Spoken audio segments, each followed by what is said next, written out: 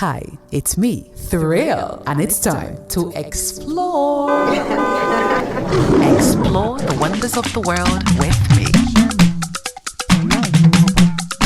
Eko ni bajeo. We are in Lagos, best known as a bustling modern capital. But the high-speed city is also home to a picturesque floating village, Makoko, Lagos's own Venice. Makoko is an informal settlement across the third mainland bridge, located on the coast of mainland Lagos, Nigeria. On this episode, we go on a guided canoe ride through the watery fishing neighborhood built on stilt overtop canals. We would learn about the unique community and discover local landmarks from churches to the home of the village chief.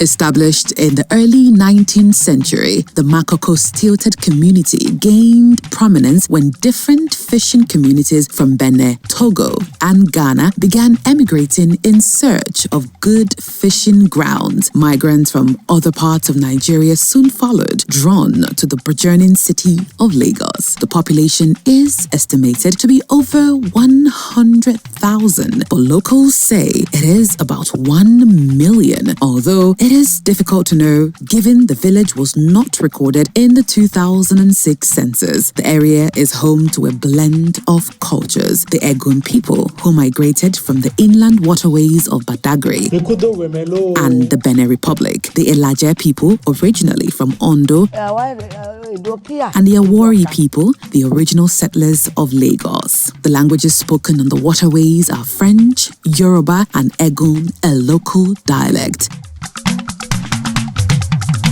Anyone visiting Makoko needs a guide for both access and safety. When you arrive the floating village of Makoko, you will encounter individuals trying to get you a guide or trying to be one. You will hop aboard a canoe boat to wade through the fishing village. During the 90-minute tour, you will learn about the community as your local tour guide takes you to the Bales or chief's house, the primary school, and churches, pointing out the way of life of the community. Makoko's main trade is fishing. This trade, alongside sand dredging and salt making, sustains many residents. The fish is then smoked and goes on to end up in the soups and tomato stews that is eaten all over Nigeria. While most people in the community are content, things can be tough, and the village has had an issue with well-meaning donations from NGOs and visiting individuals going missing. Sometimes pocketed by families in need, other times donors have been harassed or had their contributions taken by thugs manning the entrance to the town. Music artists and filmmakers come to the waterside to shoot music videos and films, and before leaving, they donate to the community.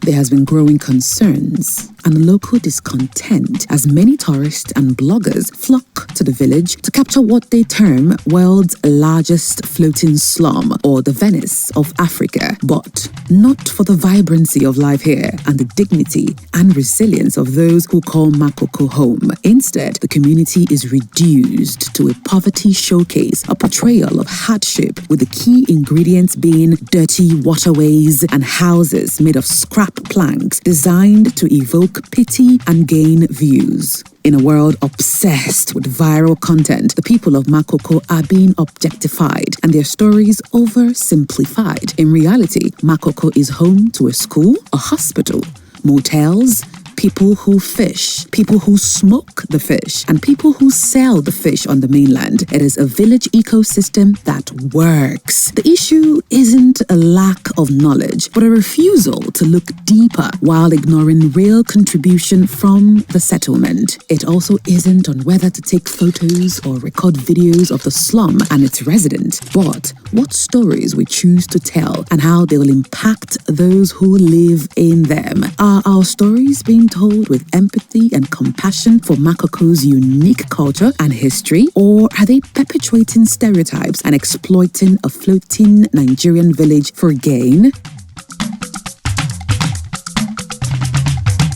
Makokorians have enough challenges to contend with. Lagos State issued a notice for the villagers to vacate, stating they are at risk to the power lines that run across the ocean. This has been an ongoing issue between the community and state government dating back to 2012, when the first demolition order came with a 72-hour evacuation notice. For years, Makoko has been ignored by governments of the state. I mean, they would prefer that Makoko does not exist, as it undermines the mega city status of the city. The slum, which was initially just a place to fish, has grown to be the home for generations of fishermen from neighboring countries, and after countless struggles, they still stand, regardless of the constant fear of losing their homes due to the planned demolition by the government. Makoko has a diverse and colorful history. Like much of Lagos, it is highly multicultural and with a lot of potential. The hope is to see this region transformed instead of being deleted or destroyed. Until next time.